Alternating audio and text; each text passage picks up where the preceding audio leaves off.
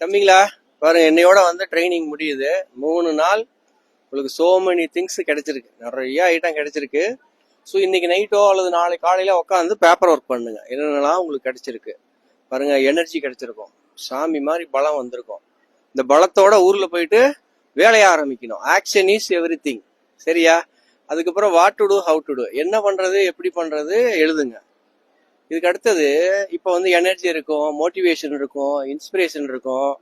So இதெல்லாம் வந்து உங்களுக்கு லாங் டேர்ம் போகணும். ஸோ லாங் டேர்ம் போகணும்னா என்ன பண்ணணும் பாருங்க. இவ்வளோ மக்கள் வந்திருக்காங்க இல்லையா, இவங்களில் வந்துட்டு 80% 20% ரெண்டு குரூப்பாக பிரிஞ்சிருவாங்க. தியரி ஆஃப் கன்ஸ்ட்ரெயின் என்ன சொல்லுதுன்னா, 80% பீப்புள் எப்பவும் போல இருப்பாங்க, 20% பீப்புள் ஆக்ஷன்ல போவாங்க. ஸோ நீங்க ஆக்ஷன்ல போறீங்களா இல்லையா, 80ல நிக்கிறீங்களா 20ல நிக்கிறீங்களா நீங்க பாத்துக்கோங்க. ஸோ இந்த மோட்டிவேஷனோட ஊர்ல போயிட்டு ஆக்ஷன் பண்ணணும்.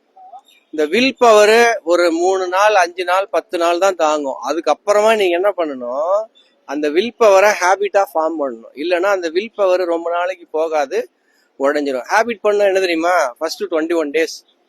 இப்போ நீங்க என்ன பண்றீங்களோ அதுல இருந்து அடிஷ்னலா கொஞ்சம் ஆட் பண்ணுங்க. இப்போ வெயிட்டே குறையாம இருக்கீங்களா, டெய்லி ஒரு 100 கிராம் குறைங்க. இப்போ நீங்க வந்துட்டு இன்விடேஷன் ஸ்டார்ட் பண்ணலையா, டெய்லி ஒரு 5 பண்ணுங்க.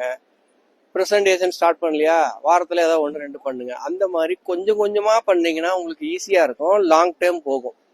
ஒரு வருஷம் பண்ணுங்க, அடுத்த வருஷம் நடக்கிற எக்ஸ்ட்ரா வேகன்ஸா அல்லது ஆகஸ்ட்ல நடக்கிற எக்ஸ்ட்ரா வேகன்ஸாவுக்கு நீங்க வந்திருக்கீங்க இந்த தடவைன்னா ஒரு பீப்புள் 2 பீப்புளை குவாலிஃபை பண்ண வச்சு வித் கஸ்டமர் பேஸோட கூட்டுவாங்க.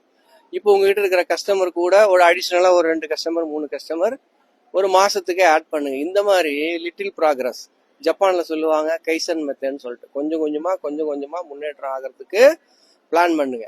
இங்கிருந்து போனவன்னா உணர்ச்சி வசப்பட்டு ஆர்வ கோளாறுல ஒரே நாள் 100 இன்விடேஷன் 200 இன்விடேஷன் கொடுக்கறது, விடிய ஒர்க் பண்றது, 4 நாளைக்கு அப்புறம் ஒன்றும் வேலை செய்யாம இருக்கிறது, அப்படி இருக்காதீங்க.